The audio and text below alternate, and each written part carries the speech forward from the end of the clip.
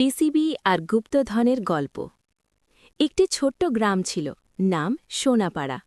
গ্রামের পাশে ছিল এক পুরনো মাঠ, যেখানে বহু বছর আগে নাকি রাজারা যুদ্ধ করেছিল।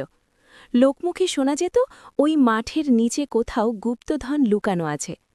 একদিন সরকার ঠিক করল মাঠের পাশে একটা নতুন রাস্তা বানাবে। গ্রামে এলো একটা হলুদ রঙের বিশাল জেসিবি মেশিন, নাম তার জব্বার। ড্রাইভার রমেশ সকাল সকাল জেসিবি চালিয়ে মাটি খুঁড়তে শুরু করল। ধুম ধুম ধুম। হঠাৎ ঠং! জেসিবির বালতি কিছু শক্ত জিনিসে লাগল।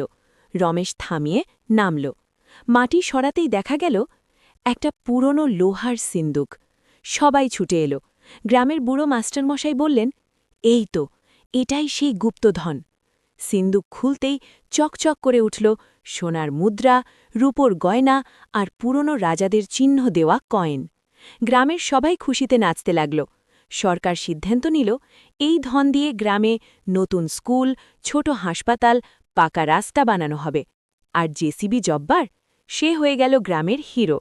বাচ্চারা তাকে ডাকত গুপ্তধন খোঁজা জেসিবি। শিক্ষা, পরিশ্রম আর সাহস থাকলে মাটির নিচেও স্বপ্ন লুকিয়ে থাকতে পারে।